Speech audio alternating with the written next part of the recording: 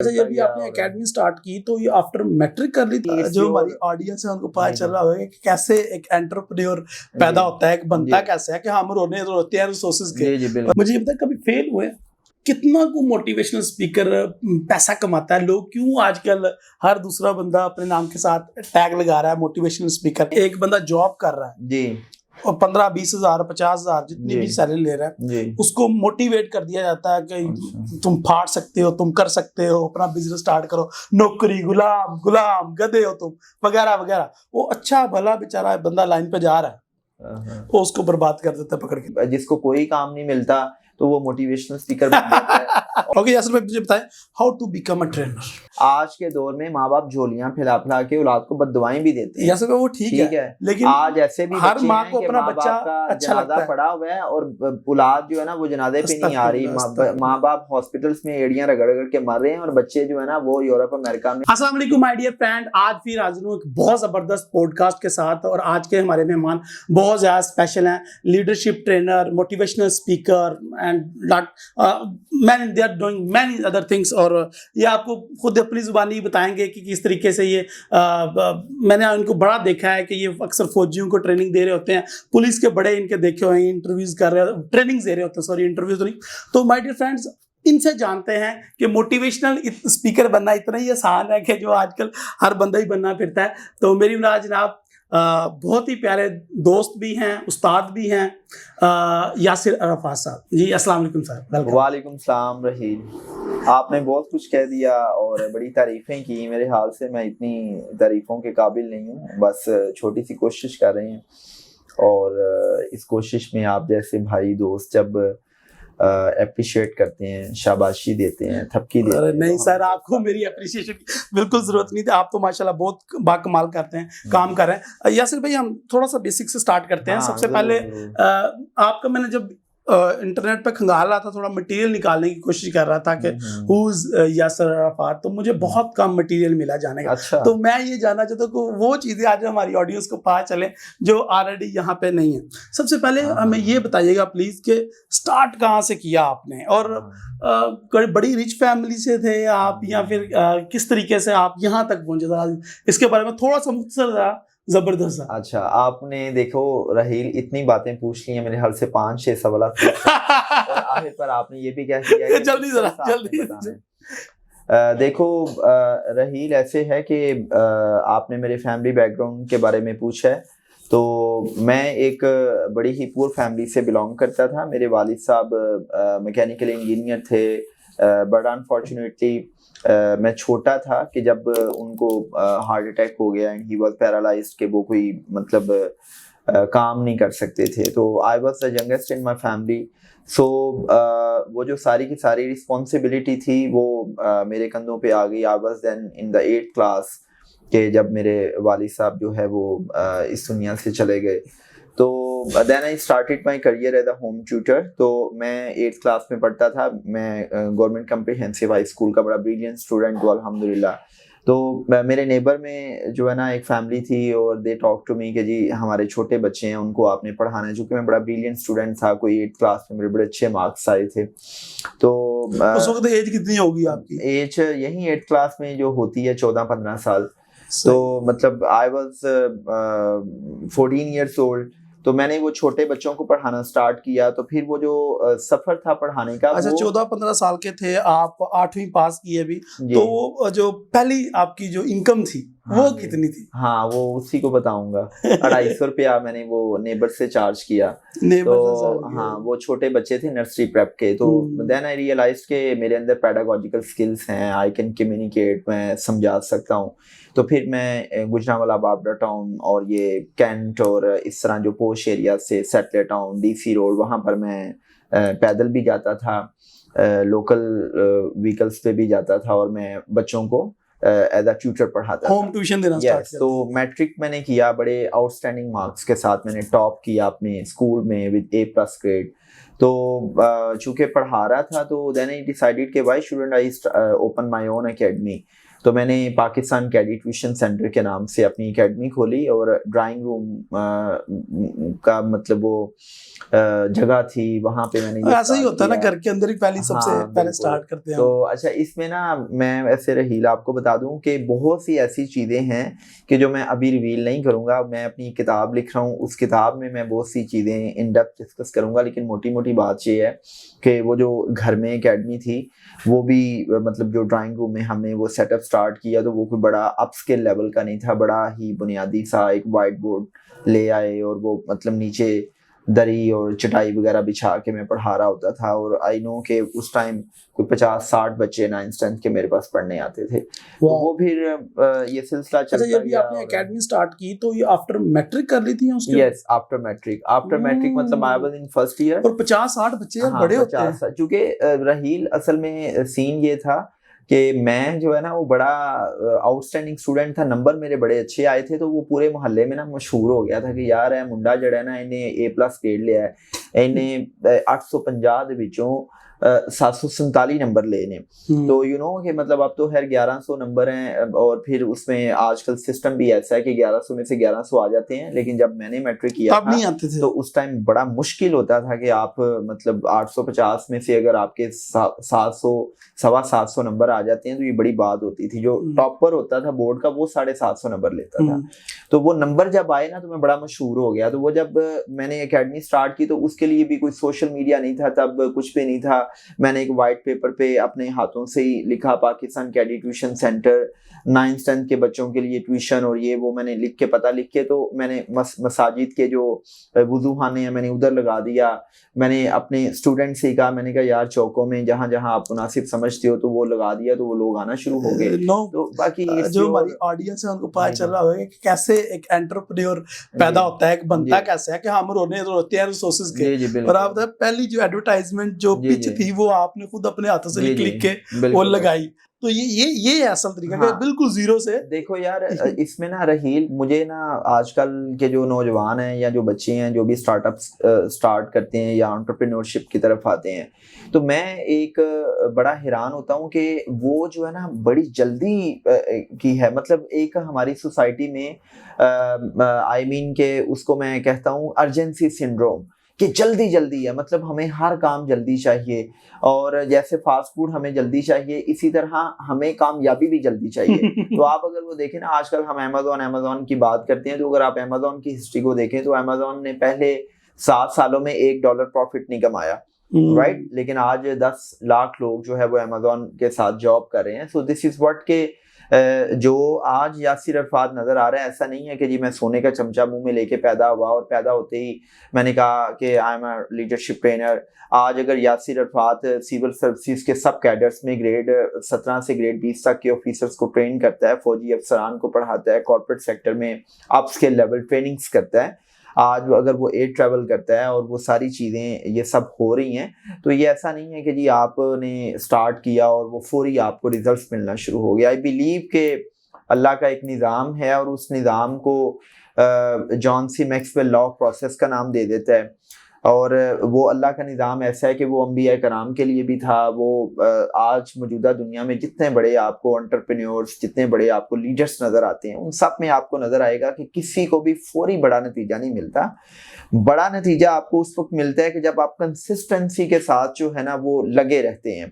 आपको पता होता है आपने जाना किधर है, आप कोई काम क्यों कर रहे हैं।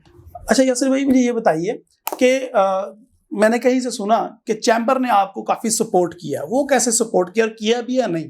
ओके अच्छा, आपने जहां से भी सुना है ना, आपने 200% गलत सुना है।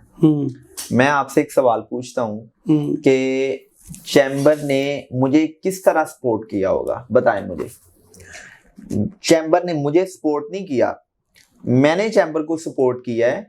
वो इस तरह किया है कि मैं एक लीडरशिप ट्रेनर हूँ, मैं एक ट्रेनिंग वर्कशॉप का बहुत ज़्यादा चार्ज करता हूँ, मैं लाख रुपए में चार्ज करता हूँ। मैं अपने शहर में एक इनिशिएटिव लिया था यूथ के हवाले से, यूथ एम्पावरमेंट प्रोग्राम स्टार्ट किया था, और उस प्रोग्राम के तहत मैंने यूथ के लिए फ्री में ट्रेनिंग वर्कशॉप स्टार्ट की और हमने ई लाइब्रेरी में वो वर्कशॉप्स कंडक्ट की, लेदर कॉलेज गुजरांवाला में वो वर्कशॉप्स कंडक्ट की, और उसमें सैकड़ों स्टूडेंट्स आते थे और वो मुस्तफीद होते थे। तो फिर चैम्बर में एक हमारे बड़े अच्छे भाई हैं, दोस्त हैं, उमर सलीम साहब, वो चैम्बर के प्रेसिडेंट बने। तो आई गेट टू नो कि जी यहाँ पे चैम्बर में जो स्टैंडिंग कमेटीज हैं उसके चेयरमैन बनाए जा रहे हैं, और ही कॉन्टेक्टेड, और उन्होंने कहा कि यासिर आप यूथ के लिए इतना कंट्रीब्यूट कर रहे हो, चूंकि उनके जो बच्चे हैं वो मेरी ट्रेनिंग वर्कशॉप्स में आते थे, तो उन्होंने कहा कि यार आप इतना कंट्रीब्यूट कर रहे हो तो हम आपको भी जो है ना वो एक स्टैंडिंग कमेटी का चेयरमैन बनाते हैं। तो अब वो उन्होंने मुझे स्टैंडिंग कमेटी का चेयरमैन बना दिया। अब मैंने चैम्बर में आज तक अगर कोई भी वर्कशॉप की है तो वो मैंने फ्री में की है। वो मैंने इसलिए की है कि चलें यार आप अपनी बिजनेस कम्युनिटी को, अपने शहर को पे बैक करें। अब इसमें मुझे बताएं कि चैम्बर मुझे कहाँ सपोर्ट कर रहा है। चैम्बर ने आज तक मुझे कोई लॉजिस्टिक्स सपोर्ट दी है, मुझे कोई पैसे दिए हैं, या मुझे उन्होंने कहीं पे कोई रेफर किया हो कि जी ये यासिर अरफात साहब हैं, ये फलां इदारे में आएंगे। मतलब मुझे बताएं कि हाँ मैं चैम्बर को इस हद तक सपोर्ट कर रहा हूँ कि मेरे प्रोफाइल पे लिखा हुआ है कि जी I am chairman standing committee on training and development at Gujranwala chamber of commerce and industry. I am also chairman of standing committee Gujranwala. माशाल्लाह, माशाल्लाह। तो वो आपको भी पता है कि जो स्टैंडिंग कमेटीज हैं वो कितनी मुतहरिक हैं या उनका क्या रोल है, मतलब वो एक सारी एक कागजी। मैंने इसलिए पूछा कि कुछ लोगों ने बताया कि यार ये तो सब पूरी की पूरी प्रोडक्ट ही है जी, चैम्बर की, गुजरांवाला चैम्बर ऑफ कॉमर्स ने इनको इसको बनाया है। जी जी बिल्कुल। वो बस ये है ना कि अब जो जो कहता है वो कहता रहे, इससे क्या फर्क पड़ता है। अच्छा, ठीक है, हर इंसान का अपना एक जाविया नजर है ना, वो जिस जाविये से देख रहा है उसको देखने की इजाजत है। क्योंकि मुझे वो जो आपकी स्ट्रगल की स्टोरी सुनाई ना, मुझे क्वेश्चन क्यों पिन अप हुआ कि उसमें मुझे कहीं भी चैम्बर का तज़किरा नहीं मिला। मैंने कहा यार ये तो स्ट्रगल करके बंदा जीरो से खुद आया है और आगे चला गया, तो उसमें कोई कंट्रीब्यूशन क्यों नहीं नजर आया। अच्छा चले हम स्टार्ट करते हैं। उसके बाद ये मैकडॉनल्ड की जॉब तक कैसे पहुंच गए आप? तो बड़ी अच्छा एक बड़ी अच्छी बुनियाद बन गई, आपने पैसा अर्न करना शुरू कर दिया। 40-50 student is the hell of amount एक बच्चे के लिए। बिल्कुल। और ये बहुत बड़ी फिगर बनती है, बहुत ज्यादा पैसे बनते हैं इससे। तो आप स्कूल कॉलेज स्टार्ट कर सकते थे बाद में। तो ये मैंने कहीं सी इंटरव्यू में सुन रहा था कि आप मैकडॉनल्ड में जॉब करते रहे, वो क्या? बिल्कुल। ये देखो रहील, ऐसा है कि जो मैंने अपनी एकेडमी स्टार्ट की थी वो मेरा अल्टीमेट गोल नहीं था। वो आप एक ट्रांजिशनल फेज में होते हैं, आप एक वक्ती जो है ना वो स्टेप उठाते हैं। I always think big. तो मेरे जहन में एक ना बिगर पिक्चर थी, और उस बिगर पिक्चर में on that time I was very much inspired, मतलब I am still inspired by Pakistan Air Force। तो मैं पाकिस्तान एयर फोर्स को as a fighter pilot join करना चाहता था, और मेरा वो ख्वाब था कि मैं पायलट बनूं।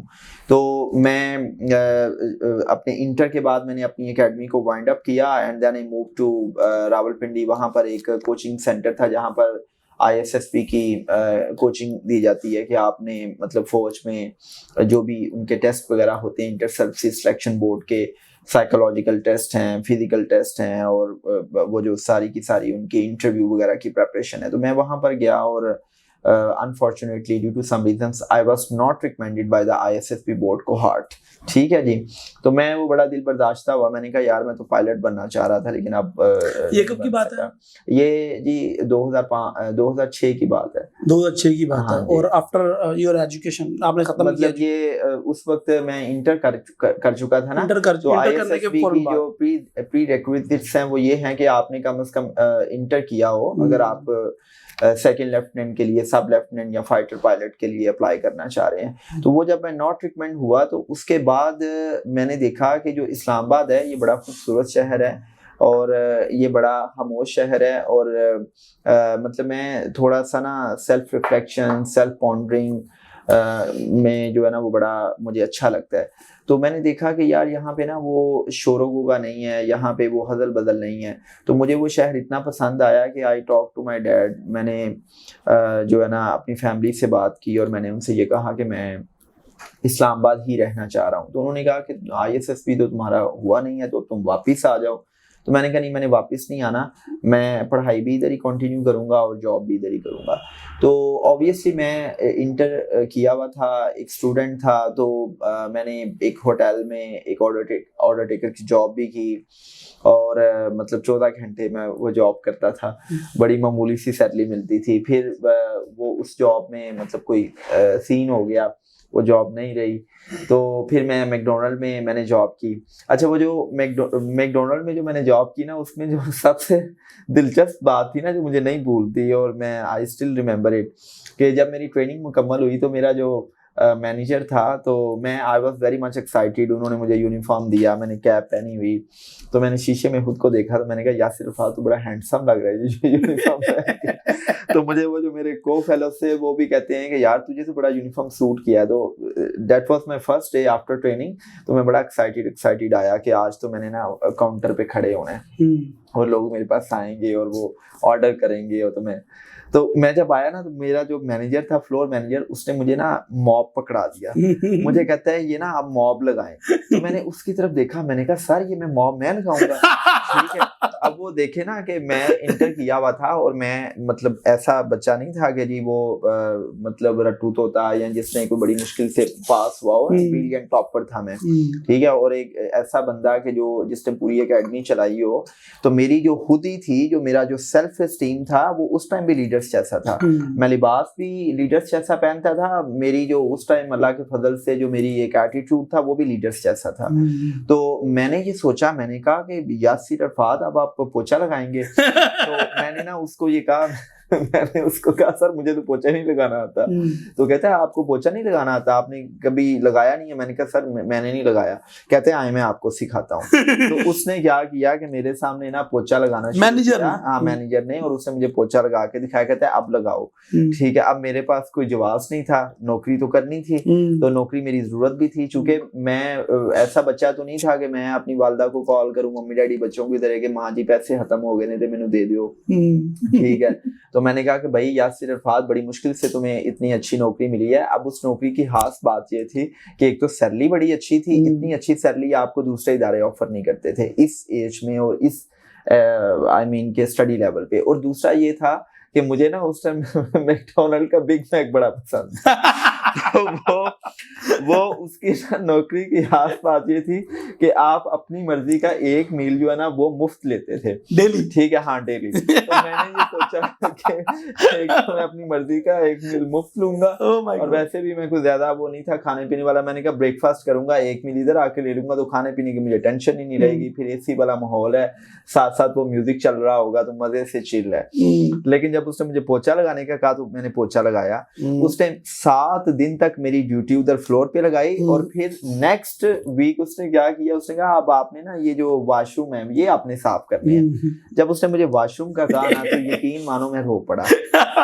मैंने कहा कि यार ये मैं वॉशरूम, मैंने उसको कहा, मैंने कहा sir sorry I can't do it.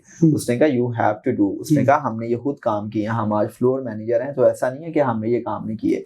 और आपको जो काउंटर्स पे जितने भी लड़के खड़े नजर आ रहे हैं ना, ये सब ने ये काम किए हैं और फिर इनकी ड्यूटीज चेंज होती रहती हैं। आज ये काउंटर पर खड़े हैं, कल ये डिलीवरी बॉय होंगे, थर्ड डे ये पोछा लगाएंगे, फोर्थ डे इनकी ड्यूटी जो है वो वॉशरूम्स में होगी। तो आप ये मत समझें कि हमने आपको इधर ही रखना है, ये आपका बेसिक लेवल है, आप ये करेंगे तो फिर आप काउंटर तक भी जाएंगे। यानी फिर मैंने वॉशरूम भी साफ किए और फिर after 15 or 20 days I was on the counter. तो ये सारी राम कहानी सुनाने का मकसद ये है कि मतलब मैंने एज ऑर्डर टेकर भी जॉब की, मैंने ये मॉप शॉप भी लगाया, वॉशरूम भी साफ किए। सो ये कोई इतनी बड़ी बात नहीं है। दुनिया में हर अजीम इंसान जो है, हर बड़ा इंसान, उसने पोछा भी लगाया है, उसने झाड़ू भी फेरे हैं। आप जेफ बेजोस को देख लें, वॉरेन बफे को देख लें, जो वॉरेन बफे स्टॉक एक्सचेंज का शहंशाह है, तो वो झाड़ू लगाता रहा। आप ये नरेंद्र मोदी को देख लें, वैसे वो कोई अच्छी मिसाल नहीं है क्योंकि वो एक दुनिया की बहुत बड़ी जमहूरियत का प्राइम मिनिस्टर है। तो आप देखें वो चाय बेचता रहा। आप बिल गेट्स को देख लें, मतलब there are so many personalities. और सबसे बढ़ के apart from all these personalities what I am talking about, आप देखें कि कायनात की सबसे खूबसूरत, सबसे अजीम हस्ती जो है, उन्होंने अपने ये सारे काम खुद किए हैं। उन्होंने मतलब जंगों में देखें वो मतलब अगर सहाबा कराम ने कहा कि भाई हम भूख से नहीं ढाले हैं और हमने पेट पे पत्थर बांधा हुआ है, तो आप वसल्लम ने फरमाया कि देखो मैंने 2 पत्थर बांधे हुए हैं, आपने भूख काटी, आपने प्यास काटी। तो वो इस वजह से कि उम्मत को गाइड करना चाह रहे थे, उम्मत की तरबियत करना चाह रहे थे कि मुश्किल हालात आते हैं। यासिर भाई मुझे आपको टोकने को दिल ही कर रहा था, माशाल्लाह फ्लो में बड़ा जबरदस्त बोले थे। मुझे ये बता कभी फेल हुए? So many times. इसमें तो कोई मतलब वो और मेरा एक ऐसा फेलियर है कि अगर मैं वो फेलियर बता दूं तो मेरे खानदान वाले, मेरे जो बड़े करीबी लोग हैं वो चौंक जाएंगे। नहीं, हमारी वीडियो कोई नहीं देखता, अच्छा, आप बता दे। नहीं, वो मैं सिर्फ अपनी किताब में बताऊंगा। वो फेलियर मैंने आज तक ना सिर्फ 2 लोगों को बताया, वो मैं आपको भी नहीं बताऊंगा। वो मैंने फेलियर अपनी किताब के लिए रखा हुआ है। ये ना मैं आपको एक चीज बता दूं, वो लोग जो फेल या फेलियर के लफ्ज से बहुत डरते हैं, मेरा इस हवाले से ये पैराडाइम है कि देखो यार, दुनिया की जितनी बड़ी बड़ी कंपनीज है ना, उन कंपनीज के सीईओज को जब हायर किया जाता है या अपस्केल लेवल टॉप मैनेजमेंट पे जब आप हायरिंग करते हैं, तो आप के इंटरव्यू में आपसे आपकी अचीवमेंट्स के बारे में नहीं पूछा जाता। आपसे वो ये पूछते हैं कि आपने जिंदगी में कौन कौन से फेलियर्स को फेस किया और आप उन फेलियर्स से कैसे निकले। अगर आप मेरे फेलियर्स की बात करें तो मेरा देखें जिंदगी में बहुत बड़ा फेलियर ये था कि मैं पायलट बनना चाहता था, वो तो और मैं नहीं बना, और मैं उसके बाद बड़ा डिसहार्ट हुआ। मतलब मैं इतना मेंटली प्रिपेयर था कि मतलब उस ISSP कोचिंग सेंटर में, जो कि मेरे अंदर कम्युनिकेशन स्किल्स थी, पेडागोजिकल स्किल्स थी, तो मुझे वहाँ पे जो इंस्ट्रक्टर थे उन्होंने कहा कि भाई आप कोच किया करो।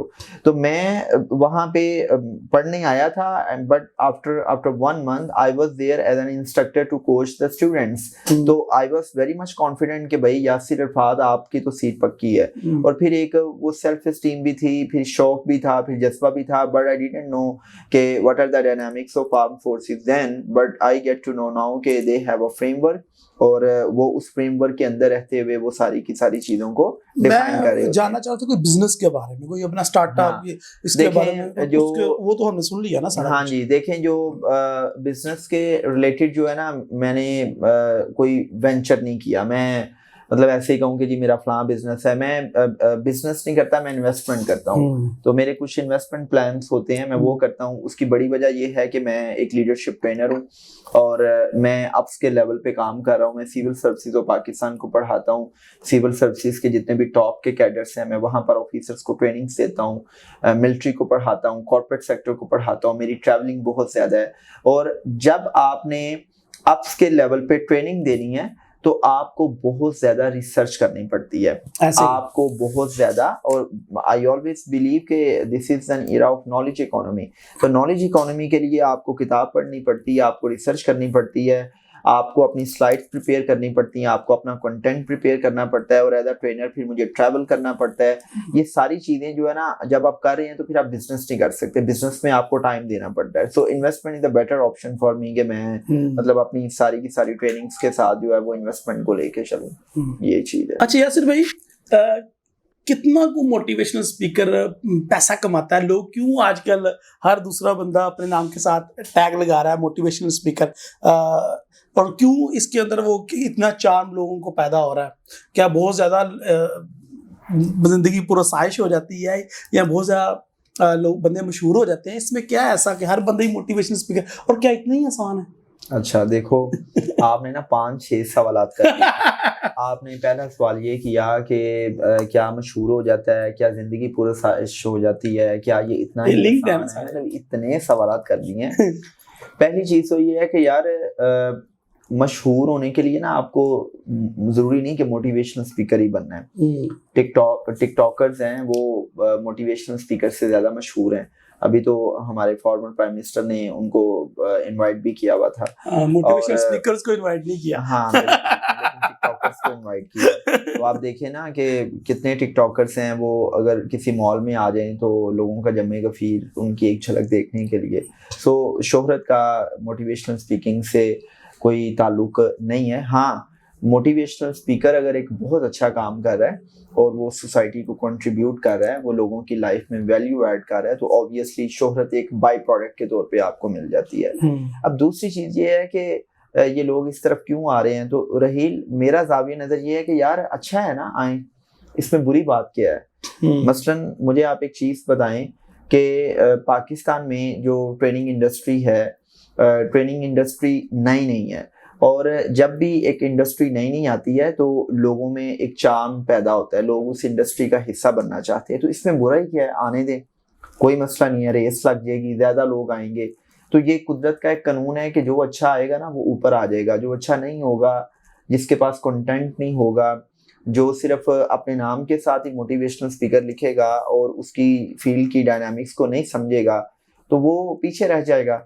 देखें ना, आप किसी भी मार्केट में जाएं, लेट्स सपोज आप ज्वेलर्स मार्केट, जिसको हम सराफा बाजार कहते हैं, आप उस मार्केट में चले जाते हैं तो वहां पर कई ज्वेलर्स बैठे होते हैं, ठीक है, लेकिन वो कामयाब ज्वेलर होगा जो अपनी बिजनेस एथिक्स के साथ, बिजनेस वैल्यूज के साथ चलेगा, राइट?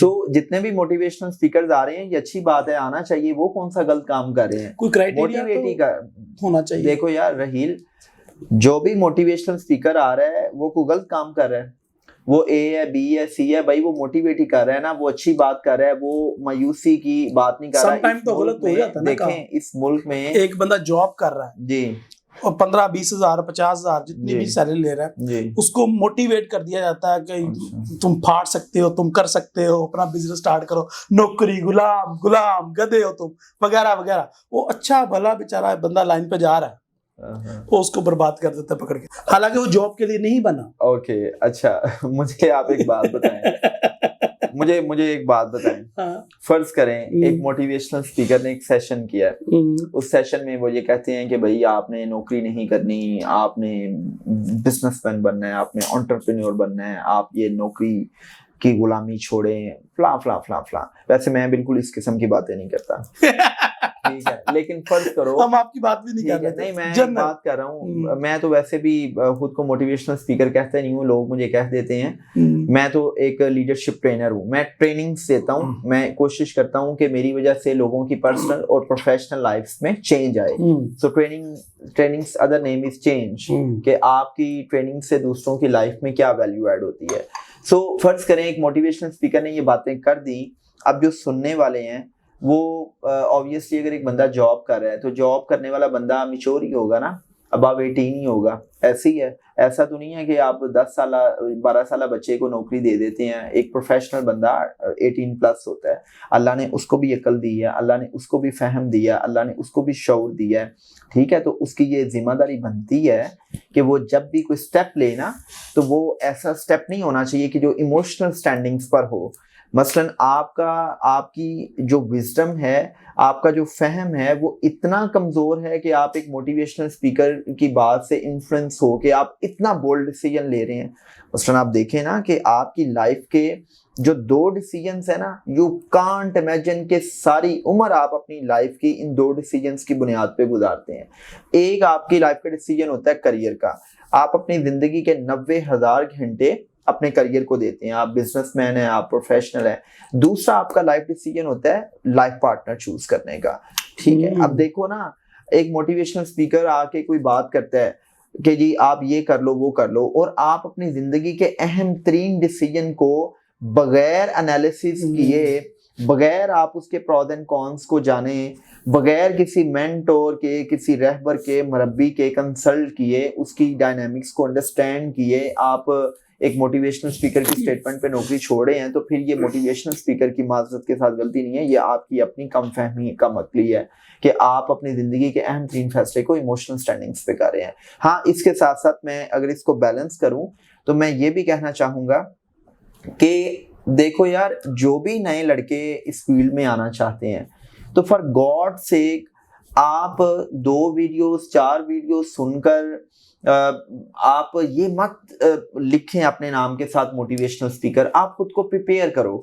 देखो, दुनिया में कोई भी काम है, कोई भी करियर है ना, उसकी कुछ प्री रेक्विजिट्स हैं, उसकी कुछ रिक्वायरमेंट्स हैं, उसकी कुछ आपको प्रिपरेशंस करनी पड़ती हैं। आपने कंप्यूटर भी बनना है ना, तो आपको कोई ट्रेनिंग लेनी पड़ती है, कोई आपको डिप्लोमा करना पड़ता है। आप डॉक्टर हैं तो आपको 5 साल तपस्या करनी पड़ती है मेडिकल कॉलेज में, आपको हाउस जॉब करनी पड़ती है। आप वकील हैं तो आपको लॉ करना पड़ता है, आपको गैट का टेस्ट देना पड़ता है। आप इंजीनियर हैं, आपको डिग्री लेनी पड़ती है, आपको इंजीनियरिंग काउंसिल से एक्रेडिटेशन लेनी पड़ती है। आप एक टीचर हैं, वैसे टीचर्स का भी कोई इतना अच्छा हाल नहीं है मास्टर्स के साथ, तो मतलब ये है कि अगर किसी भी प्रोफेशन को देखें तो उसकी कुछ रिक्वायरमेंट्स हैं। तो आप ये काम मत करें कि आपने 4 वीडियोस को सुना और आपने किसी बड़े मोटिवेशनल स्पीकर को सुना और आपने देखा कि यार ये तो बड़ी अच्छी बातें कर रहा है, ये बातें तो मैं भी कर सकता हूँ, तो आपने अपने नाम के साथ मोटिवेशनल स्पीकर लिख लिया। फिर अलमिया ये है कि सिर्फ मोटिवेशनल स्पीकर नहीं लिखते बच्चे, वो क्या करते हैं, वो मोटिवेशनल स्पीकर भी लिखते हैं, वो ट्रेनर भी लिखते हैं, साथ फिर वो लाइफ कोच भी लिखते हैं, फिर वो करियर काउंसलर भी लिखते हैं, फिर वो सक्सेस कोच भी लिखते हैं, वो इतना कुछ लिखते हैं। और यकीन माने कि उनको भी नहीं पता कि who is actually a success coach, ये लाइफ कोच क्या होता है। अगर आप उनसे लाइफ की डेफिनेशन पूछेंगे या लाइफ की बेसिक डोमेन्स के बारे में पूछेंगे तो उनको ये भी नहीं पता होगा। सो मतलब ये है कि आप देखा देखी जो है ना, जब आप अपने नाम के साथ ये चीजें लिखते हैं तो उससे होता क्या है कि जो अच्छा काम कर रहे होते हैं वो भी कहीं ना कहीं रगड़ा खा रहे होते हैं। क्योंकि होता क्या है कि देखें, जब फील्ड में इस किस्म की चीजें बहुत ज्यादा हो जाती हैं ना, तो आजकल तो आपको पता है सोशल मीडिया पे फिर मीम्स बनना शुरू हो जाती हैं। जैसा कि मैं अक्सर मीम्स पढ़ता हूँ कि जी जिसको कोई काम नहीं मिलता तो वो मोटिवेशनल स्पीकर बन जाता है और जिसको कोई नौकरी नहीं मिलती तो वो मोटिवेशनल स्पीकर बन जाता है। अब मेरे से बहुत से ऐसे बच्चे कांटेक्ट करते हैं। अच्छा, मैं तुम्हें एक बड़ी मजे की बात सुनाता हूँ। मेरे पास 2 साल पहले एक लड़का आया। मैं मतलब शाम के वक्त काउंसलिंग करता हूँ, जो लोग मेरे से कोचिंग लेना चाह रहे होते हैं 1 to 1, तो वो मेरे पास आया तो मुझे कहता है कि सर मैंने मोटिवेशनल स्पीकर बनना है। तो उसकी उम्र कोई होगी मेरे हाल से कोई 18 या 19 साल होगी। तो मैंने उसको कहा, मैंने कहा बेटा आजकल आप क्या कर रहे हो? तो कहता है मैं 2nd ईयर में हूँ। तो मैंने कहा आपके मैट्रिक में मार्क्स कितने आए, फर्स्ट ईयर में कितने मार्क्स आए? तो मुझे कहता है कि जी मेरी फर्स्ट ईयर में 2 कंपार्टमेंट्स हैं। तो मैंने कहा मुझे ये बताएं कि आप मतलब स्टडी के हवाले से कितने संजीदा हो, क्या रूटीन है आपकी, आपका मुतालिया कितना है, आप अपनी डेली रूटीन बताएं। और मुझे ये बताएं कि आपकी लाइफ की कोई 2 से 3 बड़ी अचीवमेंट्स कि जो आप कहीं ना कहीं जाके बता सकें कि हाँ ये मैंने अचीव किया है। देखो रहील, जो when it comes about motivational speaking in a professional environment, तो वहां पे आपके पास कोई स्टोरी होनी चाहिए, कोई कहानी होनी चाहिए कामयाबी की। और वो कामयाबी की कहानी अरस्तु, सुकरात, बकरात, अब्दुस्सारीदी, doctor Abdul Qadeer, Jeff Bezos, Elon Musk, Bill Gates या वो उसकी नहीं होनी चाहिए। मैं सफर में किस लीडर की बात कर रहा था? Elon Musk. नहीं, मैं अभी आपसे कोई बात कर रहा था, वो जिसने जेल काटी थी, नेल्सन मंडेला। हाँ, तो ये आप दूसरों की स्टोरियां सुना रहे हैं, आप दूसरों को मोटिवेट कर रहे हैं, तो ये कोई बड़ी बात नहीं है। ठीक है, असल चीज ये है कि आपकी अपनी स्टोरी क्या है, आपने क्या कामयाब किया है। मुझे तो मेरे पास कोई बंदा आए ना, मैं ये बड़े ना मैं कैटेगोरिकली ये कहना चाहता हूँ उन लोगों को, मतलब इसमें बहुत से लोगों के लिए ये पैगाम है। वो पैगाम ये है कि जो लोग समझते हैं ना कि आज यासिर अरफात एयर ट्रैवल करता है, सूटेड बूटेड है, आज फौज इसको बुलाती है, आज सरकारी इदारे police, FPR, customs, FIA, CTD, elite force से लेके स्टेट बैंक से लेके सारे इदारे इसको बुलाते हैं और बड़े बड़े अफसर इसको इस्तकबाल करते हैं, इसको फूलों के हार पहनाते हैं, इसको स्वीनियर्स दिए जाते हैं। ठीक है, इसके अकाउंट में पैसे आ जाती हैं, फलां ये सारी चीज़ें। ये आज आप देख रहे हैं। आपने यासिर अरफात की स्ट्रगल को नहीं देखा, जो मैंने आपको बताया कि कैसे मैंने एकेडमी से स्टार्ट की, कैसे मैंने मैकडोनल्ड में मॉब लगाया, कैसे मैं मतलब there are so many things के which I can't reveal now, I have been indebted to write it down in my book. तो वो मैं अपनी बुक में बताऊंगा, लेकिन अगर वो मेरी कहानी कोई सुनेगा ना तो उसकी आंखों में आंसू भी आएंगे। ठीक है, मैं मतलब वो एक चीज होती है, उसको हम कहते हैं इमोशनल क्वेश्चन, एक चीज होती है IQ, आपका जो इंटेलेक्ट क्वेश्चन है, एक चीज आपकी होती है स्पिरिचुअल क्वेश्चन, और एक नई चीज है उसको हम कहते हैं एडवर्सिटी क्वेश्चन, कि आपने जिंदगी में रगड़ा कितना खाया है। मैंने जिंदगी में रगड़ा इतना खाया है कि आप सिर्फ रगड़े पे मेरे से बात करना चाहेंगे ना तो मैं उस पर पूरी किताब लिख सकता हूँ कि रगड़ा क्या होता है। ठीक है, ये जो लोग कहते हैं ना स्ट्रगल, इनको क्या पता है कि स्ट्रगल क्या होती है।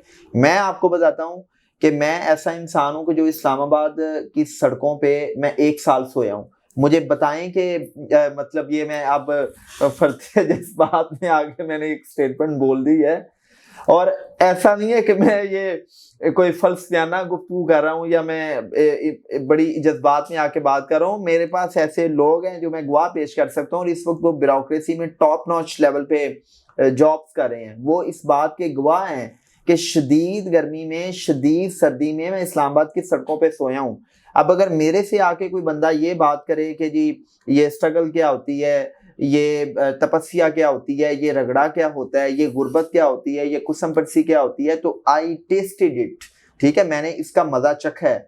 मैंने नाकामी का भी मजा चखा है, मैंने कामयाबी का भी मजा चखा है, मैंने गुर्बत भी देखी है, मैंने सर्दी भी देखी है, गर्मी भी देखी है। मैं एक जगह पे बात कर रहा था तो किसी कॉलमिस्ट ने अगले दिन कॉलम लिख दिया कि एक मोटिवेशनल स्पीकर जो है वो बात कर रहे थे, ये है वो है ऐसे है वैसे, इनको क्या पता कि गुर्बत क्या चीज होती है। तो मुझे बहुत बेहतर पता है कि गुर्बत क्या चीज होती है। सो जो आज नजर आ रहा है ये तस्वीर का एक रुख है। ठीक है, जो नजर नहीं आ रहा वो मेरा अल्लाह जानता है या मैं जानता हूँ या बड़े ही मेरे क्लोज वंस लोग जानते हैं। सो मैं यही तो देखो हम बताएं ना, वो कुछ चीजें नहीं ना बताने वाली होती, वो सारी चीजें मैं आपको नहीं बता सकता। लेकिन रहील मैं ये इन बच्चों से ये कहता हूँ कि यार आप ना थोड़ा सा रगड़ा खाओ। रगड़ा खाने का मतलब ये है कि आप लर्न करो, आप सीखो, आप रिसर्च करो, आप किताब पढ़ो, आप ट्रेनर्स के पास जाओ, आप किसी मेंटोर के पास जाओ, आप किसी रहबर के साथ जुड़ जाओ, कनेक्ट हो जाओ, सीखो, लर्न करो। जब आप देखो ना कि आप अब मतलब वेल प्रिपेयर्ड हो तो फिर आप अपने तारुफ में ये चीजें शामिल करो। आप बगैर प्रेपरेशन के जब मार्केट में जाते हैं तो 2 मिनट में आपकी हवा निकल जाती है। ओके यासिर भाई, मुझे बताएं how to become a trainer. अच्छा, ये आपने बड़ा एक पर्टिनेंट क्वेश्चन पूछा है। ये सवाल मेरे से बहुत से बच्चे भी पूछते रहते हैं। मैं बेसिकली वो स्टेटस लगाता हूँ व्हाट्सएप पे या वो मेरे सोशल मीडिया पे लोग इनबॉक्स में, ये बड़ा फ्रीक्वेंटली आस्क्ड क्वेश्चन है कि जी हम ट्रेनर कैसे बने। अच्छा, इसमें ना आपने एक चीज मेरे से पूछी पहले सवाल में कि क्या ये इतनी पूरा साइज चीज है। पहली चीज तो ये है कि ये बिल्कुल पूरा साइज नहीं है। हमारी कौम का सबसे बड़ा मसला ये है कि हम ना सिर्फ तस्वीर का एक रुख देखते हैं। उसकी मैं छोटी सी मिसाल देता हूँ। पाकिस्तान में जो सबसे जो प्रिविलेज्ड क्लास है वो कौन सी, आप बताएं, जो अपने आप को सबसे ज्यादा स्टेटस के हवाले से, पावर के हवाले से प्रिविलेज समझते हैं। मैं सिविल सर्विसेज की बात कर रहा हूँ। मतलब ये है कि पाकिस्तान में समझा जाता है कि सीएसएस करके ना तो आपकी जिंदगी बदल जाएगी, जन्नत है। यकीन माने कि ये कौम किसी अफसर की नीली बत्ती को तो देखती है, ठीक है, उसके वीगो डाले को तो देखती है, लेकिन ये नहीं देखती कि एक असिस्टेंट कमिश्नर, एक एएसपी, एक SP, SSP, DIG, commissioner, DC, collector जो है वो कितनी स्ट्रेसफुल लाइफ गुजार रहा होता है। इतनी स्ट्रेसफुल लाइफ गुजारा होता है। सिविल सर्विसेज के कुछ कैडर्स ऐसे हैं कि जिसमें आपके पास इतना भी टाइम नहीं कि आप अपनी फैमिली को टाइम दे सकें, राइट? मतलब आपके पास अपने लिए टाइम नहीं है और आप इतना स्ट्रेस में रह के, इतना वर्कलोड के साथ आप अपनी जिम्मेदारियों को एग्जीक्यूट कर रहे होते हैं और बाहर लोगों को तो नजर आ रहा होता है। इसी तरह जो मोटिवेशनल स्पीकिंग या ट्रेनिंग है ना, ट्रेनिंग ऐसा नहीं है कि अब फर्ज करो कि बाकी एरियाज में तो ये है ना कि आपने एक दफ़ा एक चीज़ प्रिपेयर की और अब आप उस चीज़ को रिपीट कर रहे हैं। ट्रेनिंग इंडस्ट्री में ये है कि फ़र्ज़ करें मैंने कल जो है मेरे ख्याल से कुछ 4-5 रोज़ पहले मेरा पंजाब पेट्रोलिंग पुलिस के साथ एक सेशन था। अब मैं 19 को पंजाब के जो 19 जुलाई को मैं पंजाब के जो सीनियर अफसरान हैं मैं उनके साथ सेशन करने जा रहा हूँ एमपीडीडी में। एमपीडीडी बेसिकली पंजाब का वो इदारा है जो कि पीएमएस ऑफिसर्स को ट्रेन करता है और प्रोविंशियल लेवल पे जो डिफरेंट कैडर्स हैं वहाँ पे ऑफिसर्स की ट्रेनिंग होती है। अब ऐसा नहीं है कि मैंने जो ट्रेनिंग पुलिस वालों को दी थी वही मैं ट्रेनिंग इधर दूंगा। मुझे उस डिपार्टमेंट की डायनामिक्स को समझना पड़ेगा, मुझे देखना पड़ेगा कि मेरे जो ट्रेनिंग्स हैं उनका प्रायर नॉलेज क्या है, टॉपिक क्या है, मुझे सारी की सारी चीजों को अकॉर्डिंगली टेलर करना पड़ेगा। और फिर ये एक कॉन्टिन्यूस प्रोसेस है जिसको मैं सीपीडी का नाम देता हूँ। आप मेरा मोबाइल देखें, आपको इस मोबाइल पे ये 5 चीजें नजर आ रही हैं। इन चीजों में से एक चीज सीपीडी नजर आ रही है सबसे डाउन पे। जी जी। सीपीडी का मतलब है कॉन्टिन्यूस प्रोफेशनल डेवलपमेंट। ये देखें मैंने अपना वॉलपेपर ये लगाया हुआ है। कॉन्टिन्यूस प्रोफेशनल डेवलपमेंट का मतलब ये है कि यासिर अरफात आपने रोज 3-4 घंटे पढ़ना है और मैं कुछ भी हो जाए, मैं सफर में हूँ, मैं कहीं पे भी हूँ, मैंने 2 से 3 घंटे रोज रिसर्च करनी ही करनी है। मैंने या किताब पढ़नी है, मैंने या गूगल खोल लेना है, या मैंने कोई यूट्यूब पे अपने पसंदीदा किसी स्कॉलर को मैंने सुनना है। तो ये एक कॉन्टिन्यूस प्रोसेस है। ये ऐसा नहीं है कि आप 2 वीडियो सुन के आप कामयाबी की 4 कहानियां पढ़ के ये कहें कि जी मैं मोटिवेशनल स्पीकर हूँ और मैंने ट्रेनर बनना है। 2 मिनट में आपकी ट्रेनरी बाहर आ जाती है। जो बंदा आपके सामने बैठता है ना, या अगर मतलब स्टूडेंट्स हैं तो वो चले हर स्टूडेंट्स तो आपकी बातें सुन लेते हैं, लेकिन जब आपने कॉर्पोरेट सेक्टर में ट्रेनिंग करनी है, सीईओ लेवल पे, एग्जीक्यूटिव लेवल पे, मैनेजरियल लेवल पे आपके सामने सीएसपीज बैठे हुए हैं, तो आपको बहुत ज्यादा प्रिपेयर्ड होकर जाना पड़ता है। आपको रिसर्च करनी पड़ती है, आपको जानना पड़ता है, आपको गोरे को पढ़ना पड़ता है, आपको इस्लामिक पैराडाइम्स को पढ़ना पड़ता है, फिर आप सारी चीजों को टेलर करते हैं, आप रेफरेंसेस लगाते हैं और फिर बात करते हैं आप, तो फिर आपकी बात सुनी जाती है। अदरवाइज आपसे ऐसे ऐसे सवालात किए जाते हैं कि आप ने अगर 2 कहानियां सुनानी हो ना तो वो 2 मिनट में कहते हैं। पहली चीज तो ये है कि इन इदारों में पेनिट्रेट होने के लिए कई फिल्टर्स हैं। मिसाल के तौर पे फौज पाकिस्तान का एक इंतहाई प्रेस्टिजियस इदारा है, और मतलब मेरा तो इश्क है फौज। मैं तो मतलब बचपन से मतलब एक प्यार है। हम परेड देखते थे, आज भी हम परेड देखते हैं, तो वो मतलब मुझे अपना वो बचपन याद आ जाता है। तो फौज जैसे इदारों में, लॉ इन्फोर्समेंट एजेंसीज में आपको पेनिट्रेट होने के लिए भी कई फिल्टर्स लगे हुए हैं।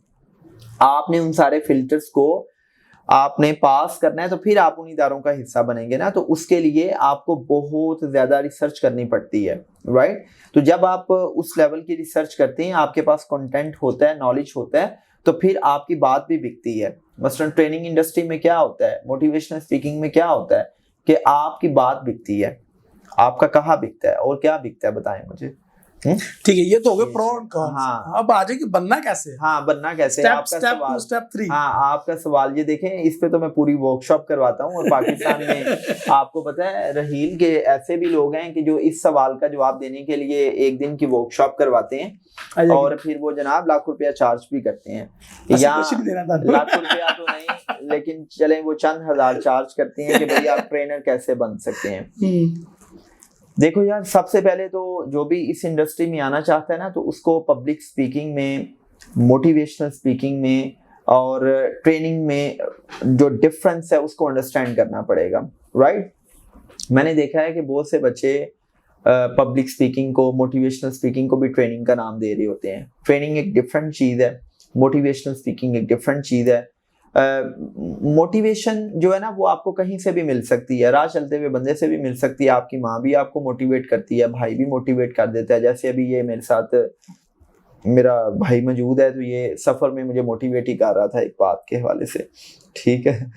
तो मोटिवेशन आपको कहीं से भी मिल जाती है, लेकिन जब आप इसको प्रोफेशनल लेवल पे करना चाहते हैं, तो प्रोफेशनल लेवल पे फिर मैं आपसे ये रिक्वेस्ट करता हूँ, वो बच्चे जो अभी ज़ेरे तालीम है, मैं उनसे रिक्वेस्ट करूंगा कि यार अपनी तालीम मुकम्मल करो, अपनी लाइफ में कोई अचीव करो, और आप जब किसी अचीवमेंट के साथ किसी से बात करोगे ना, तो वो आपकी बात में तासीर भी होगी, लोग आपकी बात सुनेंगे भी। आप कामयाबी पे बात कर रहे हो और आपकी अपनी लाइफ बास्केट में एक भी कामयाबी नहीं है या कोई बड़ी कामयाबी नहीं है, तो आपने किसी को क्या मोटिवेट करना है। आपने खुद सप्लियां ली हुई हैं, कंपार्टमेंट्स हैं, और आप स्टूडेंट्स को जाके क्या लेक्चर दोगे।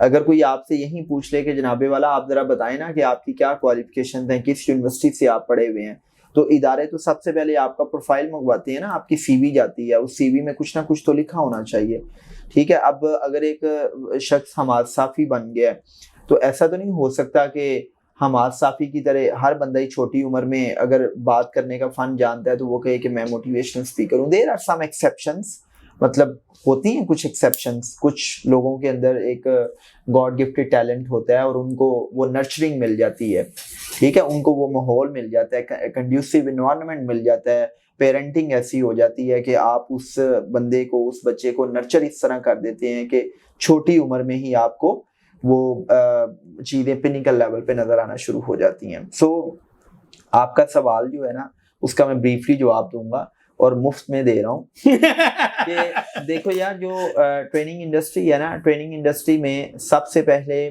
आप अकेले बैठें और आप अपना सॉट एनालिसिस करें। SWOT एनालिसिस मीन कि आप अपनी स्ट्रेंथ्स को देखें, आप अपनी वीकनेसेस को देखें, फिर आप थोड़ा खुद को एनालाइज कर लें, खुद को आई मीन के सेल्फ अवेयर हो जाएं अपने बारे में। अब सेल्फ अवेयरनेस पे तो घंटों बात हो सकती है, लेकिन मोटी मोटी बात यह है कि आप अपनी स्ट्रेंथ्स को देख लें, आप अपनी पर्सनैलिटी टाइप को देख लें, आप अपनी इंटेलिजेंस टाइप को देख लें, आप आई मीन कि अपनी जो लाइफ की अपनी जो पर्सनैलिटी की जो डिफरेंट डोमेन्स हैं, जो डिफरेंट ऑर्बिट्स हैं, आप उनको ज़रा अंडरस्टैंड कर लें, अपने इमोशनल ऑर्बिट को, इंटेलेक्चुअल ऑर्बिट को, स्पिरिचुअल ऑर्बिट को, फिजिकल ऑर्बिट को आप अंडरस्टैंड कर लें। और फिर आप खुद से सवाल पूछें कि तुम ट्रेनिंग इंडस्ट्री में क्यों आना चाहते हो।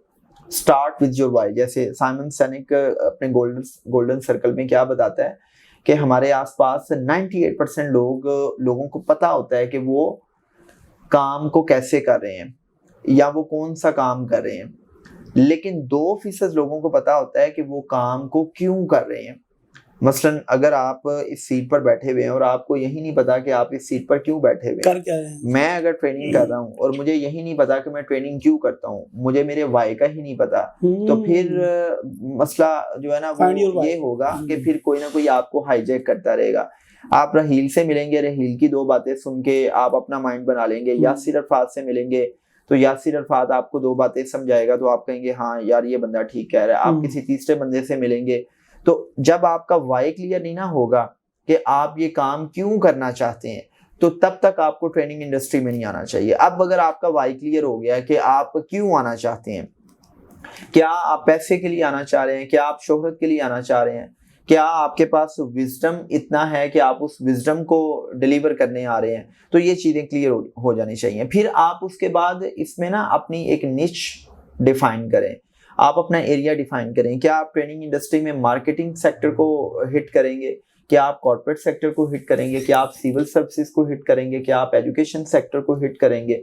ठीक है, तो आपने अपनी डोमेन को डिफाइन करना है। अच्छा, जब आपने डोमेन को डिफाइन कर लिया तो जो डोमेन होगी उसकी आपने नीड्स को अंडरस्टैंड करना है, आपने उसकी रिक्वायरमेंट्स को देखना है। मार्केटिंग सेक्टर की अपनी रिक्वायरमेंट्स हैं, जिस तरह आजकल एक नया शोबा है रियल एस्टेट का शोबा, और रियल एस्टेट में भी बाकायदा ट्रेनर्स हैं, राइट। जिस तरह आजकल एक शोबा है डिजिटल का, और आज का तो दौर ही डिजिटलाइजेशन का दौर है, ये तो सदी ही डिजिटलाइजेशन की है। तो आजकल आपको डिजिटल ट्रेनर्स मिलते हैं। आजकल ई कॉमर्स की बात की जाती है तो आजकल ई कॉमर्स के ट्रेनर्स मिलते हैं। तो आपने अपना एरिया डिफाइन करना है कि मुझे किस एरिया में ट्रेनिंग करनी है। अब आप उस एरिया की नीड्स को और उस एरिया की रिक्वायरमेंट्स को देखें। उन नीड्स और रिक्वायरमेंट्स और उन गैप्स को समझते हुए आप क्या करें, आप खुद को प्रिपेयर करना शुरू कर दें, आप अपना कंटेंट बनाना शुरू कर दें। अब फर्ज करें कि मैं एक ट्रेनर हूं और मैं आपके पास आता हूं, मैं आपके इदारे में आता हूं और मैं अपना इंट्रोडक्शन करवाता हूं और आप कहते हैं कि यासिर अरफात साहब आप क्या ट्रेनिंग्स करवाते हैं। और अगर मेरे पास कोई प्रोडक्ट ही नहीं है, अगर मेरे पास कोई कंटेंट ही नहीं है, तो मैं क्या करूंगा, मैं आई बाई शाइन करूंगा, मैं कहूंगा जी रहील साहब मैं ट्रेनिंग करवाता हूं, मैं मोटिवेशनल स्पीकर हूं, मैं ये हूं, मैं वो हूं। और भाई जिस इंसान ने आपसे ट्रेनिंग करवानी है वो आपके बारे में जानना चाहता है कि आप किस चीज की ट्रेनिंग करवाते हैं, आपका कंटेंट क्या है। आप आई मीन लीडरशिप ट्रेनर हैं, कॉर्पोरेट ट्रेनर हैं, मार्केटिंग ट्रेनर हैं, ई कॉमर्स ट्रेनर हैं, आप डिजिटल ट्रेनर हैं, कौन से ट्रेनर हैं, आप टीचर्स ट्रेनर हैं, आप पेरेंटिंग पे ट्रेनिंग्स करते हैं। तो आप जिस शोबे को आपने अडॉप्ट किया है, आप उस हवाले से अपना इन डेप्थ कंटेंट डेवलप करें। सुपरफिशियल नॉलेज नहीं आपके पास होना चाहिए, दो कहानियां सुन के आप superficial, in depth knowledge. In depth का मतलब ये है कि आप मेरे से अगर मिजाज का पूछेंगे ना तो 3 घंटे में मिजाज पे बात कर सकता हूँ अल्लाह के फजल से। आप लीडरशिप के बारे में बात करेंगे तो लीडरशिप पे कई दिन तक बात हो सकती है। आप बात करेंगे इमोशंस पे तो इमोशंस पे कई घंटों बात हो सकती है। आप बात करेंगे एटीट्यूड पे, आप बात करेंगे टाइम मैनेजमेंट पे, आप बात करेंगे ह्यूमन बिहेवियर पे, आप बात करेंगे साइकोलॉजी पे। आप जिस टॉपिक को you name it I will talk it for hours and hours अल्हम्दुलिल्लाह। तो ये होता है इन डेप्थ नॉलेज। आपके पास प्रोडक्ट आ गई, आप मार्केट में चले गए। अब ये एक दुनिया का कानून है कि जिस वक्त आपको कोई नहीं ना जानता, आपको बताना पड़ता है कि मैं हूं और ये मेरी प्रोडक्ट है। अब ये बातें कोई नहीं बताता। मैं आपको ये बता दूं, आप किसी से ये पूछने चले जाए ना किसी बड़े ट्रेनर के पास, तो वो भी गोलमोल बात करके तो घुमा देता है कि जी ये करें वो करें। लेकिन ये मैं आपको बड़ी साफ बात बता रहा हूँ ताकि जो यंग आने वाले यंग बच्चे हैं इस इंडस्ट्री का हिस्सा बनना चाहते हैं, उनको पूरा एक रोड मैप मिल जाए कि यार आना कैसे है। अब देखें ना, दुनिया में कोई भी जब ब्रांड लॉन्च होता है तो वो अपनी मार्केटिंग करता है कि नहीं करता? ठीक है, स्टार्ट में वो अपनी मार्केटिंग कैंपेन भी चलाता है, वो अपने मार्केटिंग रिप्रेजेंटेटिव्स को मार्केट में भी बेचता है, लोग उसकी कैंपेन चलाते हैं, जाके बताते हैं कि भाई ये हम सर्विसेज दे रहे हैं, ये प्रोडक्ट्स दे रहे हैं। तो स्टार्ट में आप जाएं, आप जिस शोबे में काम करना चाहते हैं उस शोबे में जाएं, और ऐसे नहीं आपने चले जाना। अब देखें, ये भी मैं आपको खुल डुल के बता रहा हूँ, आप जा रहे हैं तो पूरी तैयारी के साथ जाएं। तैयारी आपकी क्या है कि आपके पास आपका प्रोफाइल होना चाहिए। प्रोफाइल का मतलब क्या है? सादा अल्फाज में आपकी सीवी होनी चाहिए, और शानदार सी आपकी सीवी हो, शानदार सा आपका प्रोफाइल हो, पता चले कि यार ये बंदा प्रोफेशनल है। ठीक है, उसके बाद फिर प्रोफाइल के साथ एक और चीज हो कि जिसके पास आप जा रहे हैं आप उसको ऑफर क्या कर रहे हैं, आपके पास कोई ट्रेनिंग प्रपोजल भी हो। जब आप किसी इदारे को ये बताते हैं ना कि मैं आपके पास आया हूँ और मैं आपके इदारे में ये ट्रेनिंग करना चाहता हूँ, और ये ट्रेनिंग आपके इदारे के एम्प्लॉयज के लिए उनकी प्रोफेशनल लाइफ में ये वैल्यू ऐड करेगी, तो फिर सामने वाला बंदा आपको लिफ्ट करवाएगा। वो कहेगा हाँ यार ये बंदा मेरे पास चल के आया है। तो अब ऐसा भी नहीं है कि जी आप हर इदारे में जाएंगे तो लोग आपको जो है ना वो 21 तोपों की इस्लामी के साथ रिसीव कर लेंगे। ऐसा हो सकता है आप 10 लोगों के पास जाएं और एक बंदा भी आपको लिफ्ट ना करवाए, वी डोंट नीड इट, हमारे अपने ट्रेनर्स हैं वो ट्रेनिंग्स करते हैं। ऐसा भी हो सकता है कि 10 के 10 करवा दें, और ऐसा हो सकता है कि कोई एक बंदा आपको मौका दे दे। अब जिसने आपको मौका दे दिया है ना, ये आपकी रिस्पॉन्सिबिलिटी है कि जब आप ट्रेनिंग करने जाए ना तो आप शीशे के सामने खड़े होकर ये कहें कि यासिर अरफाज ये तेरी जिंदगी की पहली और आखिरी ट्रेनिंग है। इस हवाले से वो मैं ना उसको जेफ बेज़ोस को पढ़ रहा था कि उसने जिस बिल्डिंग में वो काम करता है ना, ये आपके लिए भी है, ये बड़ी इंपॉर्टेंट बात है, उसने उसका ना नाम ही ये रखा हुआ है फर्स्ट डे। अब वो फर्स्ट डे उसने इसलिए नाम रखा हुआ है कि जब भी हम कोई काम पहले दिन करते हैं, जब भी हमें नई जॉब मिलती है, हम कोई नया काम स्टार्ट करते हैं तो हम बड़े पैशनेट होते हैं, हमारा एनर्जी लेवल, हमारा शौक, जज्बा, जोश, जुनून बड़ा हाई होता है। लेकिन आहिस्ता आहिस्ता आप देखते हैं कि वो मान पड़ता जाता है, जज्बा, जोश, जुनून मान पड़ता है तो परफॉर्मेंस भी मान पड़ जाती है, आप फिर एक्सीलेंस के साथ काम नहीं करते। तो जब आप वो जेफ बेज़ोस कहता है कि अगर जिंदगी में कामयाबी चाहिए तो जब भी रोज दफ्तर के लिए निकलो तो ये सोचो कि ये मेरा पहला दिन है और आखिरी दिन है और मैंने दी बेस्ट दे के निकलना है। तो ट्रेनर के पास जो है ना ऑडियंस एक दफा आती है, आपने शीशे के सामने खड़े होकर ये कहना है कि भाई ये तेरी पहली और आखिरी ट्रेनिंग है, और आपने इतनी एक्सीलेंस के साथ ट्रेनिंग देनी है कि आपने पीक परफॉर्मेंस देनी है, लोग आपको स्टैंडिंग ओवेशन दे। और जो आपके जो ट्रेनिंग्स है ना, जो आपके फीडबैक देंगे, चूंकि जो ट्रेनिंग्स होते हैं उनसे बकायदा वो फॉर्म फिल करवाए जाते हैं ट्रेनर के नॉलेज के बारे में, ट्रेनर के बिहेवियर के बारे में, उसने कितना उसको इंटरैक्टिव बनाया, उसने कितनी एक्टिविटीज करवाई, उसने कैसे ऑडियंस को एंगेज रखा, उसने स्टार्ट कैसे लिया, उसका अटायर कैसा था, सारी की सारी चीजें A to Z मॉनिटर की जा रही होती हैं। वो सारे का सारा फीडबैक कंपाइल होता है और आपका जो HR डिपार्टमेंट है या किसी भी इदारे का मॉनिटरिंग डिपार्टमेंट है वो फिर एक रिपोर्ट लिखता है, और वो लिखता है कि जी ये ट्रेनर आए, ये टॉपिक था, ये ड्यूरेशन था, ये ट्रेनिंग्स थे, ये वर्कशॉप थी, इसका ये फीडबैक है। अब अगर आपने अच्छी ट्रेनिंग करवाई होगी तो वो आपको दोबारा बुलाएंगे या नहीं बुलाएंगे, पता है? डेफिनेटली। और अगर आपकी ट्रेनिंग अच्छी नहीं है ना, आप वाकई लास्ट है। हाँ, लास्ट है। और फिर आप जितनी भी अच्छा लिबास पहन जाए, आप, मेरे तो बाल नहीं है, मैं पफ नहीं बना सकता, आप जितना भी अच्छा जो है ना वो पफ बना ले तो आपको वो दोबारा नहीं बुलाएंगे, राइट?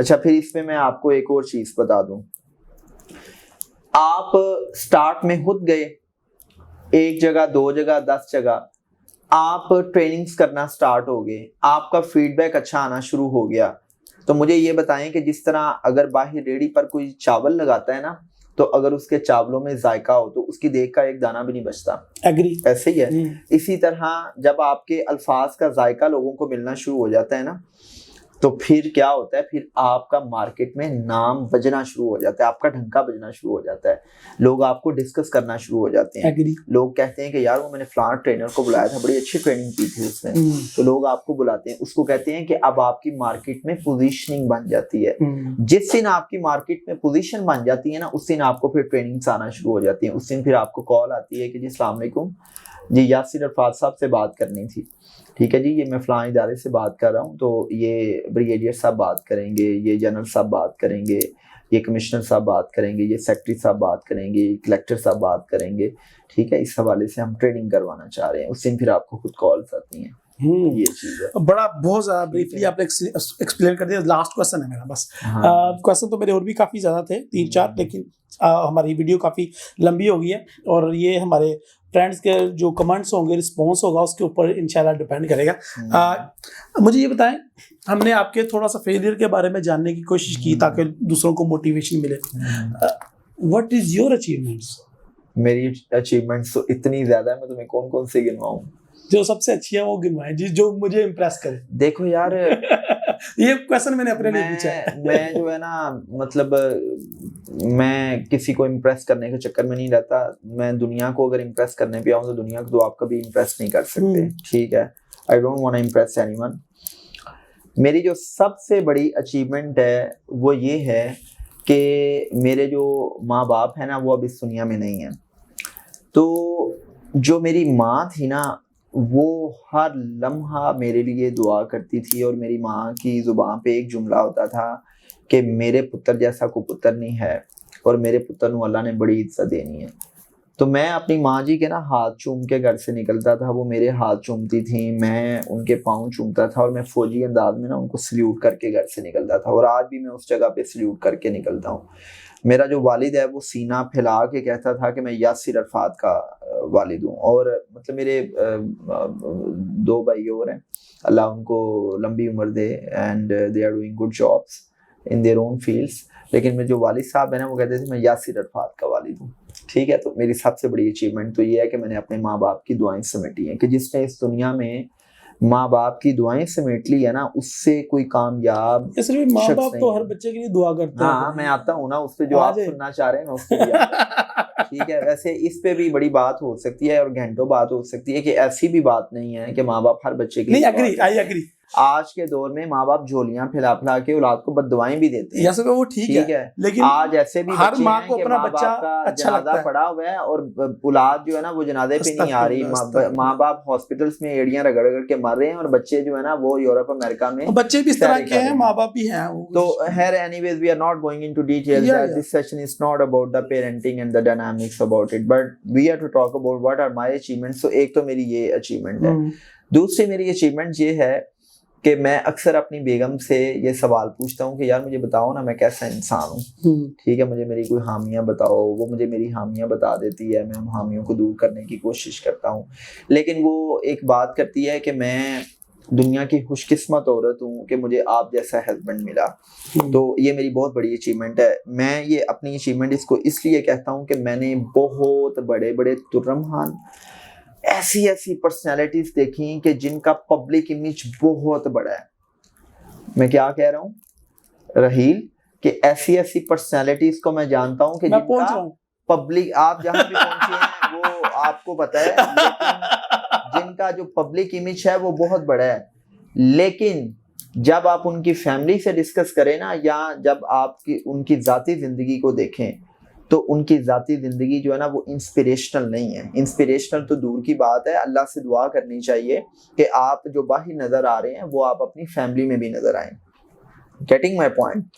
तो ये मेरी जो है ना ये दूसरी अचीवमेंट है। तीसरी अचीवमेंट ये तो सारी आपकी पर्सनल अच्छा है। हाँ, तो मैं पर्सनली बताऊंगा ना। तीसरी achievement, you are talking about professional achievement. यार प्रोफेशनल अचीवमेंट्स मेरी बेशुमार है। मेरी पहली अचीवमेंट ये है कि मेरा ताल्लुक एक इंतहाई गरीब और मतलब इंतहाई पुअर फैमिली से था, और उसके बावजूद मैंने मतलब मैट्रिक में A+ ग्रेड, इंटर में A+ ग्रेड, मैंने अपनी एकेडमी चलाई। अब एक छोटी उम्र में एकेडमी चलाना, उसको कामयाब तरीके से, और अगर मैं आपको उस एकेडमी का नक्शा खींचूं ना, चले क्या याद करेंगे, मैं बता देता हूँ। मैंने ड्राइंग रूम का जिक्र किया ना, वो ड्राइंग रूम जरूर था लेकिन उसके ऊपर छत नहीं थी, ठीक है। मेरे आज भी जो स्टूडेंट्स पढ़े हुए हैं मुझसे, वो इस बात को जानते हैं कि उसके ऊपर छत नहीं थी, उसके ऊपर मैंने तरपाल डाली हुई थी, और जब बारिश आती थी तो सारा पानी उधर एक्यूमुलेट हो जाता था, राइट। और मतलब ये है कि there are so many things. मैंने उस एकेडमी को कामयाब तरीके से चलाया। फिर मैं उसी पे आ रहा हूँ, मैंने मतलब ये जॉब्स की, जॉब्स के साथ अपनी फैमिली को मैंने सपोर्ट किया, मैंने अपनी शादी की, मैंने अपनी सिस्टर्स की शादियां की, मैंने आई मीन के आज अपनी पॉकेट से, अपनी इनकम से मैंने, अल्लाह का शुक्र है कि एक बड़ा पुरतअय्युश घर जो है वो खुद बनाया।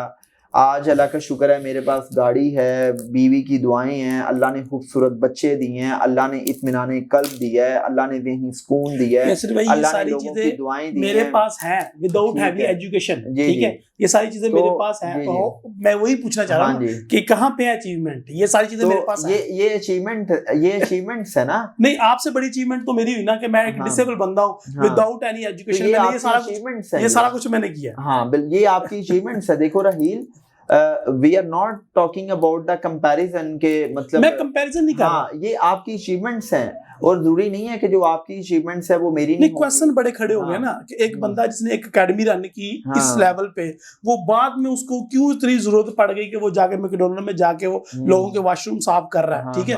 तो क्वेश्चन तो बड़े निकल रहे हैं। हमारा इंटरव्यू बड़ा लंबा हो गया और सर पॉडकास्ट बड़ी लंबी हो रही है, मैं इसको तो वाइंड अप करना चाह रहा हूँ। दैट्स व्हाई मैं ये कह रहा हूँ कि वो मुद्दे की बात जो है ना कभी हो जाए, और उसको वो मुद्दे की बात यही है ना कि आप देखें, एक गुर्बत वाले माहौल से निकल के आप न सिर्फ अपनी लाइफ को बेहतर बना देते हैं, आप अपने फैमिली मेंबर्स की लाइफ को बेहतर बना देते हैं, और अब आप दूसरे लोगों की लाइफ को बेहतर बना रहे हैं। तो ये आपकी अचीवमेंट है। और अचीवमेंट ये तो नहीं है ना कि आपको इधर 4 स्टार लग जाएं, ठीक है, या आपको जो है ना मतलब 21 तोपों की इस्लामी मिले, तो वो 21 तोपों की इस्लामी भी उसी वक्त मिलती है जब आप दूसरों की लाइफ में वैल्यू ऐड करते हैं। तो ये आपकी अचीवमेंट है कि आप पहले कुछ नहीं थे, अब कुछ हैं, और जो कुछ हैं आप एक लेगेसी छोड़ने के लिए काम कर रहे हैं, मतलब आप लोगों को कंट्रीब्यूट कर रहे हैं ना। What I am doing for the people of my country, ठीक है। उसमें मेरा कुछ हिस्सा पेड है, कुछ हिस्सा जो है वो मैं कंट्री को तो छोड़े, मुझे ये बताएं गुजरांवाला के लिए आपने क्या किया। गुजरांवाला के लिए मैंने पहले आपको बता दिया है कि मैंने यूथ एम्पावरमेंट प्रोग्राम स्टार्ट किया, और उसमें हमने बेशुमार वर्कशॉप्स करवाई गुजरांवाला के लिए, और अभी भी लीडरशिप डेवलपमेंट पर, पर्सनालिटी ग्रूमिंग पर मैं सेशंस करता रहता हूँ। गुजरांवाला की जो एडमिनिस्ट्रेशन है, मतलब जो डीसी साहब हैं, कमिश्नर साहब हैं, वो मुझे बुलाते हैं कि जी आए हमारे डायरेक्टर्स को, सुपरिटेंडेंट्स को, हमारे असिस्टेंट कमिश्नर्स को ट्रेन करें। तो मैंने गुजरांवाला डिस्ट्रिक्ट एडमिनिस्ट्रेशन में आज तक जितनी भी वर्कशॉप्स की हैं, ये मैं आज रिवील कर रहा हूँ कि मैंने 1 रुपया नहीं लिया, ठीक है। फिर आपकी जो गुजरांवाला पुलिस है, चाहे वो ट्रैफिक पुलिस है, चाहे आपके 6 जिलों की रीजनल पुलिस है, चाहे आपकी जो गुजरांवाला डिस्ट्रिक्ट की पुलिस है, मुझे मेरे ख्याल से कुछ 7-8 नहीं बल्कि 12-13 सीपीओ साहबान बुला चुके हैं, और मैंने मास वाई एक सीपीओ के अलावा मैंने किसी सीपीओ से आज तक 1 रुपया नहीं लिया। तो जब चैम्बर कहता है आपको कि यहाँ पे ट्रेनिंग करे, आप उनसे पैसे मांग लेते हैं? कौन कहता है? Chamber of commerce Gujranwala. तो मैंने तो कभी नहीं चैम्बर से पैसे मांगे। ये किसने आपको कहा है? ठीक है, ये आपको किसने मिस रिपोर्ट किया? बड़े जबरदस्त किस्म के क्वेश्चंस आ रहे हैं अभी माशाल्लाह से। नहीं, मैंने लेकिन ये आपको किसी ने मिस रिपोर्ट किया है। चैम्बर ने मुझे जब भी इनवाइट किया तो मैंने फ्री ऑफ कॉस्ट, ये मैं कैटेगोरिकली बता रहा हूँ, उमर सलीम चैम्बर के प्रेसिडेंट थे, ही इनवाइटेड मी, मैंने फ्री में किया। आसिम अनीस साहब थे, मैंने फ्री में किया।